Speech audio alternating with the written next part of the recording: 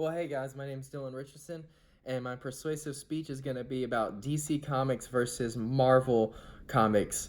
Is Marvel really better?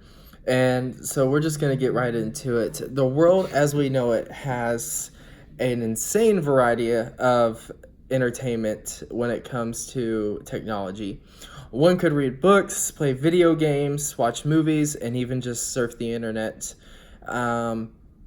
However, in every single one of these entertainment services, there's two companies that have left their mark in pretty much every single base of entertainment. And the sad thing about that is that they're rivals. However, despite the controversy over this said topic, we can discuss why one believes that Marvel is truly better.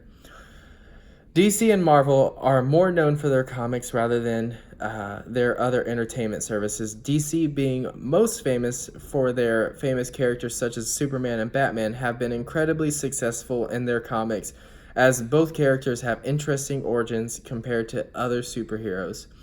However, as of late, DC Comics have been lagging behind due to their inability to keep these heroes to their origins. Not to mention, their cinematic universe has been incredibly lacking compared to their counterparts.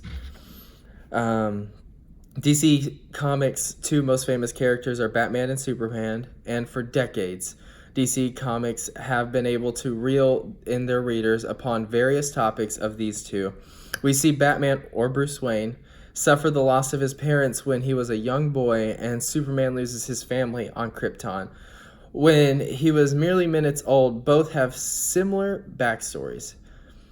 Only one is basically a god and the other is an entitled rich brat. But that's another debate for another time. Batman originally was solely meant to be a crime-fighting superhero that had no special powers, only contingencies for everything. Except as of late, Batman has become exaggerated and bland. There is nothing he can't plan for. Even the invasion of Earth from Apocalypse by the leader of Apocalypse, Darkseid. For those of you who are unaware, Darkseid is Marvel's equivalent of Thanos. It's as if Batman cannot lose whatsoever and honestly has become quite old. The same could be said about Superman. He is an alien from another world who grows up on a farm and becomes humble. Except as of late, in the more popular versions of Superman, warning, spoilers, he is a tyrant who has taken control of Earth after the death of his wife carrying his child, Lois Lane. Superman has been pretty inconsistent in many scenes. We can see him struggling to lift buildings, yet he had shown little effort to picking up a book with an infinite number of pages. Little inconsistencies such as this tend to annoy the fans as it's all just so confusing.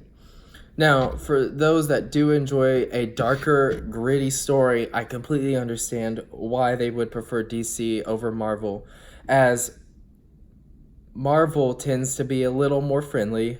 However, Marvel's storytelling and consistency is superior to that of DC's. This can definitely be said about their cinematic universes just by comparing the ratings. Marvel seems to have a message behind their heroes, though the most famous message being, with great power comes great responsibility. That was the Amazing Fantasy number 15, Stan Lee. From our friendly neighborhood Spider-Man, Spider-Man has no equivalent in the DC universe. Spider-Man does whatever Spider-Man can, and he does so responsibly. There are those who believe that Marvel is on a higher tier when it comes to character development. Sure, you could say that about DC with Batman. However, DC makes Batman just have a contingency for everything. He doesn't fail and then learn from that failure. A hero that doesn't learn from that failure is the superhero. Or sorry, a hero that does learn from failure is the superhero, which is what Iron Man says. If you have been keeping up with Marvel movies, if you pay close attention, you can notice that Tony Stark, Iron Man, learns from past failures, problems as well. In Iron Man 3, Tony says that he is cold in his suit. And so in Spider-Man Homecoming, you can notice that Tony installs a heater inside Spider-Man's suit. And then even that in Captain America Civil War, Rhodes takes a lengthy fall after his suit's power core is destroyed. Because of this, he is paralyzed from the waist down. However, in Spider-Man Homecoming, Tony installs a parachute in Spider-Man's suit. Iron Man also installs more intensive thrusters in his new suit from Avengers Infinity War. This is due to Tony not being able to catch up to Rhodes while he was falling. Captain America has a message himself. In the comics, Captain America is speaking to Spider-Man during the superhero Civil War. Sides were Team Captain America and Team Iron Man. Spider-Man was initially on Team Iron Man, except when Captain America spoke to Spider-Man, it made him have a change of heart. Captain America said to Spider-Man, "When the whole world tells you to move, your job is to plant yourself like a tree beside the river of truth and tell the world, no, you move."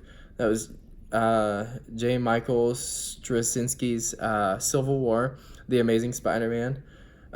Upon hearing that, Spider-Man was officially Team Captain America.